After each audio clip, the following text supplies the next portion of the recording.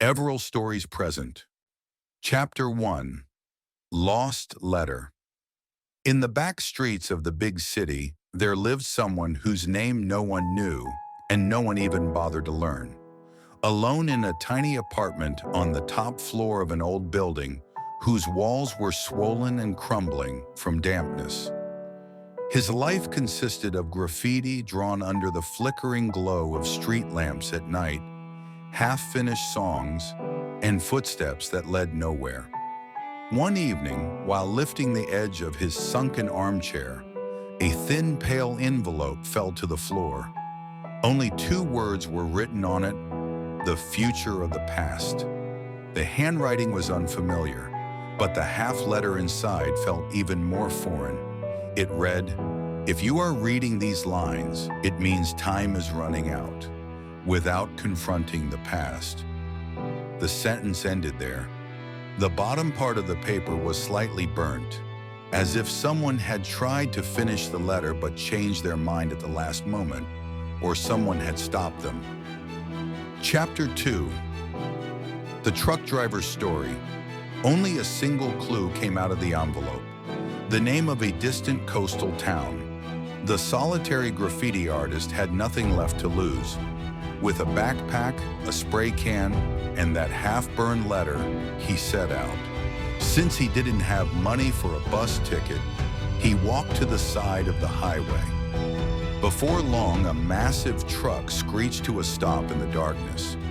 The driver, his scruffy beard, tired eyes, and tobacco smell, looked like a man seasoned by the road. "Getting in," was all he said. He didn't ask for an ID or where he was headed. Marginal people didn't know much about each other anyway. Their paths crossed briefly, then separated once more.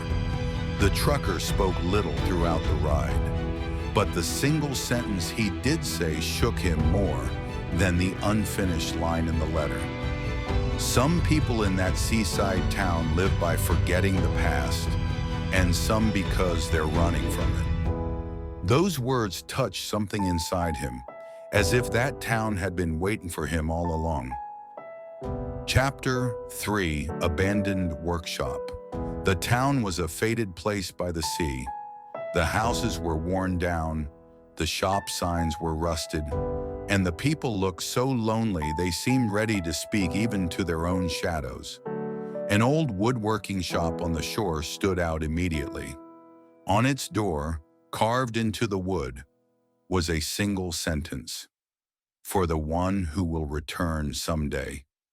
When he stepped inside, the smell of sawdust still filled the air. On the workbench lay an unfinished wooden box. Inside the lid of the box, the following words were carved: "This is for the past inside the future." Just then, a young woman with long hair and a torn leather jacket appeared at the door. "Did you find what you're looking for?" she asked. The graffiti artist flinched but couldn't answer. He was too stunned. It didn't even occur to him to wonder who she was. In this town, nobody really knew anyone anyway. The woman leaned against the wall and took a deep drag from her cigarette. "This workshop used to have an owner," she said. "He looked like a man with no one, but he knew everyone's story. One day he just left, and no one ever saw him again after that." Chapter 4. The Book That Hides the Truth. The woman opened the drawer beneath the workbench and took out an old notebook. "He might have left this for you," she said, "because no one has come here except you." The notebook's cover was on the verge of falling apart. Inside were short, fragmented, yet carefully preserved sentences. "There are people you love without ever knowing. Some children grow up without names. Some fathers cannot exist even by theirs. If you can't speak of the past, you can't build your future." As the pages went on, the writing grew clearer and the tone heavier. Nearly the entire last page was filled with a single paragraph.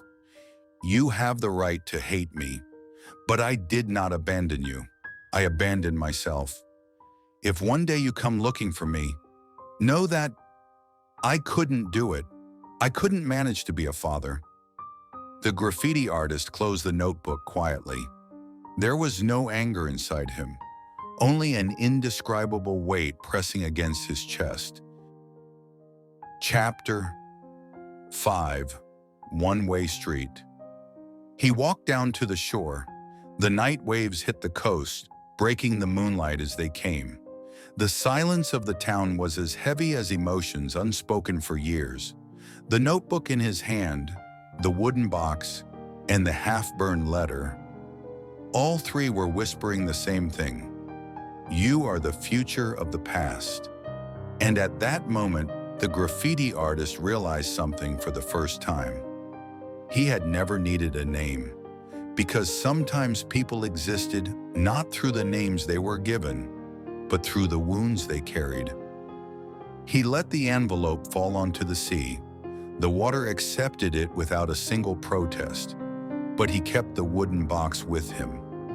As he walked away from the town, he didn't look back even once. He allowed his past to remain where he left it. And for the first time, he was drawing his own future. Not on walls, but on his life. Chapter 6. Following the Broken Map. As soon as he left the coastal town, it began to drizzle. The graffiti artist stood on the empty platform of an old train station. He couldn't bring himself to open the wooden box in his hands. The box felt heavy, as if it carried the entire weight of the past. With the rhythmic sound of the rain, he noticed something. At the bottom of the box, there was a thin, etched-like relief. He felt it with his fingers. It was a map. The map showed a closed and forgotten trail leading into the mountains north of the town. What did you leave there? He wondered to himself. Instead of boarding the train, he turned toward the mountains. When darkness fell, even the horizon disappeared. But the map wasn't whispering a past that didn't belong to him. It was whispering a chance to confront it. Chapter 7. The Silence of the Mountain House. He reached an old shack hidden behind a rock, its wood darkened with moss. The shack was so fragile it seemed even the wind hesitated to enter. The door was ajar. When he stepped inside, his breath stopped for a few seconds.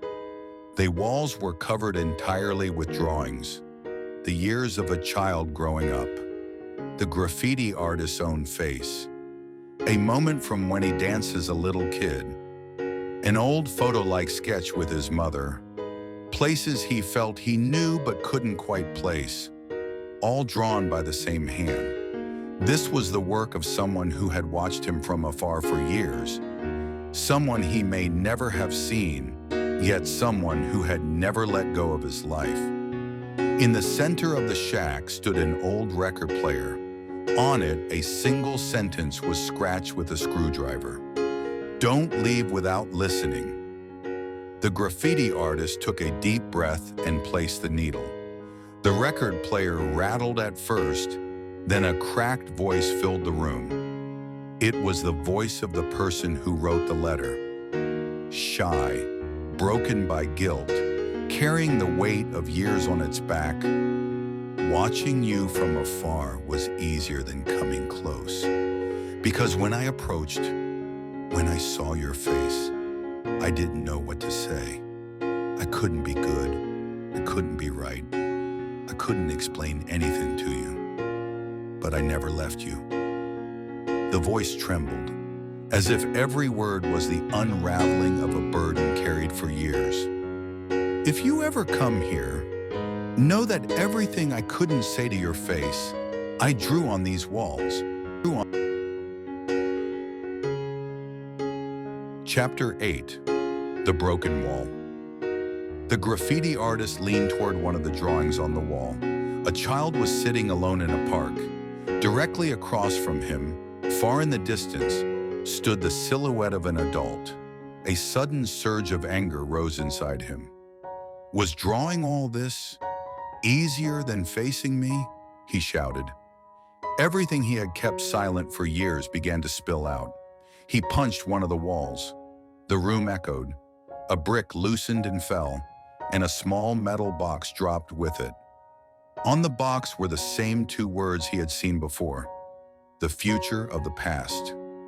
When he opened it, he found a small wooden toy. It looked like a plane, but on one of its wings, a symbol had been carved, like an emblem. That symbol was the same one he had been secretly painting on walls for years. So the symbol wasn't his after all. Someone had drawn it for him long ago. And without knowing, he had taken that symbol, grown it, spread it across the streets, made it his identity. This stranger, this marginal figure he believed he had created, was not someone he invented, but the continuation of a memory that had begun years before. Chapter 9. Your Own Voice. Someone knocked on the door of the shack. When the graffiti artist opened it, the young woman with long hair, the one he had spoken to at the workshop, was standing there. "I followed you," she said, "but it wasn't just curiosity. I heard this story years ago too." The graffiti artist stared at her in confusion. "Who are you?" he asked. "Who I am doesn't matter," she replied. "What matters is this. Some of us aren't born into a family. Some of us fall into a story. And you're one of them. You don't need him to love you. Sometimes people love through the things they leave behind." She picked up the small wooden plane. "This is no longer your past. This is the starting point of your future." For the first time, the graffiti artist fell silent. A look appeared on his face, one he hadn't worn in years, fragile, but truly accepting. Chapter 10. Not the End of the Road. When morning came, he stepped out of the shack. The sky was misty, yet there was a faint light. The wooden box, the notebook, the toy plane, all of them were placed into his backpack, but this time they didn't feel like a burden. They felt like a beginning. As he descended the mountain, nothing was clear. He still didn't know who his father was. He didn't fully understand why he had left. He still carried no name. He was still an outsider. But for the first time, he was thinking about who he wanted to become. This story might not have begun with him, but from now on it would continue with him. Not in the shadow of the past, but with the light he carried from it.